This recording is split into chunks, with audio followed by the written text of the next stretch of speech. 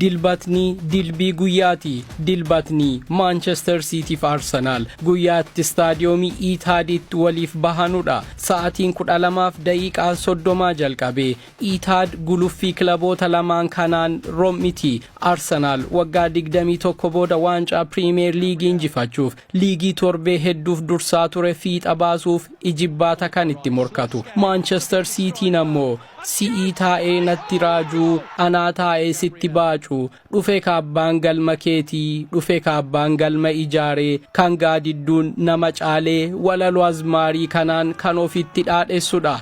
Arsenal warra abbaa madfii sodaan qabanu ta'a garuu yaaddoon inumatti jirti. Butaa saatiin na butuu fi guca saatiin na gubuu fi dubartiin malan wallaaltu gola gaangee xobna godhii balfa gaangee natta guugi qicaa daadhii natti guurii hubaan makii ganna baasi bishaan alaa nama nyaataa yaatumtuu gama wiinsaa edaa lubbuun nama fiigsaa jedheetan yaada disaasaa keettuma dhiisii bishaan lapheetti nabii fi bishaan kan keettuma dhiisii aannan lapheetti nabii fi aannan kan keettuma dhiisii laphee gubbaa ganna ciisii nafsee duwwaa ganna dhiisii nafseen duwwaan kan rabbiitii jedha ta'a eentu mirgaan galalaata.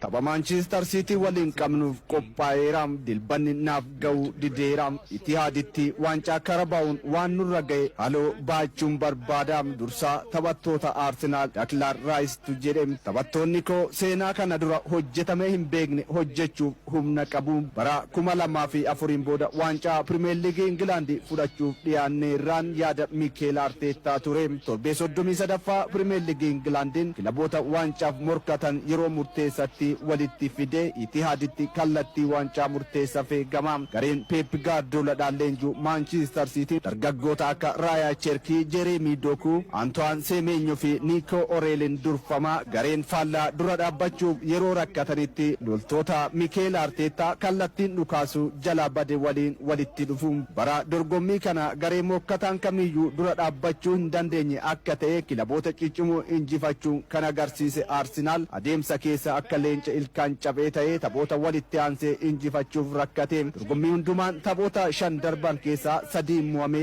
2 injifate taphoota kanneen gooliin 6 itti galee 3 qofa galche ittisuunis goolii galchuunis gadi bu'eera. Citizens Manchester City gidduu kanatti taphoota 3 walitti aansee mo'ate goolii 9 galchee tokkollee hin keessummeessine kanarraa ka'uun seenan irra deebuuf jechuun xiinxaltoonni fi deeggartoonni kubbaa miilaa tapha dilbataa xiyyeeffannoon eegaa jiru. Baroota 3 darban walitti aansee sadarkaa lammaffaan kan xumure Arsenal baroota kanneen guyyoota hedduuf erga liigicha dursaa ture booda xumuratti waancaa malee galee keessumaa bara 2022-23 guyyoota 248 dursaa ture taphoota 8 xumuraatiin duubaa ka'uun Manchester Cityn waancaa fudhate ga'umsi kilaboota lamaanii gargar ta'uun ammoo daranuu taphoota xumuraa hafaniin morkii waancaa eenyutu murteessuu akka danda'u harkuma isaanii jira. Pep Guardiolaan baroota Manchester City leenjisaa ture gara xumuraatti taphoota hundaa injifachuu riikardii fooyyee yoo galmeessu Arsenal Mikel Arteta jalatti xumura rakkateen garaagarummaa qabxii 6 caalamee sadarkaa lammaffaarra kan jiru Manchester Cityn Etihaditti taphoota Premier League England 10 darban Arsenal waliin taphateen hin mo'amne torbaan injifatee 3 qixabee ta'us as dhiyoo The Gunners Manchester City waliin taphoota 5 taphate keessaa 2 injifatee 3 qixabuudhaan hin mo'amne bara kana Premier League England Emireesitti qixabahan Wembleytti waancaa karabaa'uun Manchester Cityn ga'umsa olaanaa waliin 2-0 injifate sanbata darbe Bournemouth goolii 2-1 mo'ame garaagarummaa Manchester City waliin qabu 12tti bal'isuuf carraa qabu dabarsee kan kenne Arsenal Manchester Cityn yoo mo'ame garaagarummaan jiru 3tti xiqqaata tapha qixxeessitu kan qabu Manchester Cityn sana yoo taphate wal qixxaachuu danda'u kun ammoo mandara London hirriba dhorkeera amma taphicha kan murteessu leenjistoota kilaboota lamaanii akka ta'e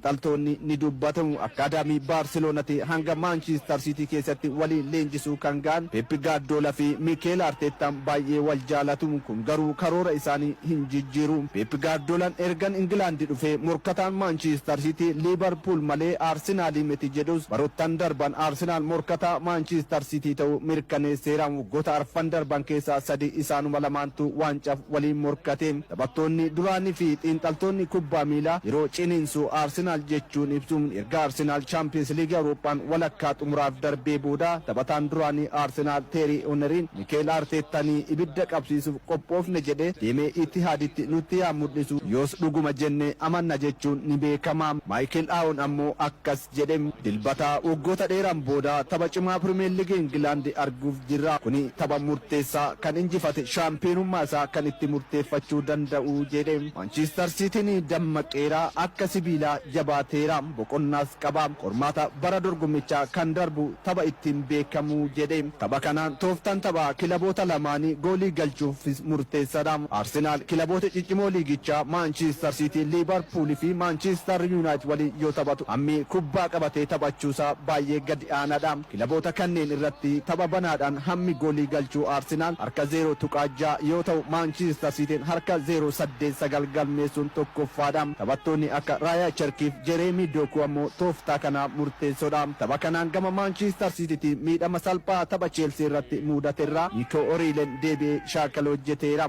Gama Arsenaaliin Nooni Maaduweekeen Champions League Awurooppaa irratti miidhame taphachuu danda'a jedhameera. Bukaayyoo Saakaa, Juureen Teembar, Kaalaafiyeeroo fi Maartiin Odeegaard hin beekamne. Manchester City fi Arsenal qixa ba'uusaa ni yaadatama. Tapha kanaan qixa ba'anii kilaboonni lamaan hanga torbee 38ffaatiin tapha xumuranii qabxiidhaan walqixa gooliidhaan walqixa yoo ta'an tapha mo'atanii yookaan play offiidhaaf dirqamuu jedhameera. Amma Manchester Cityin hanga ammaatti goolii 63 galchee dursaa jira. Arsenal goolii 62 kan galche. Goolii qulqulluu garuu Arsenal irra kan inni caalu 3 Manchester Cityidha kan inni caalu.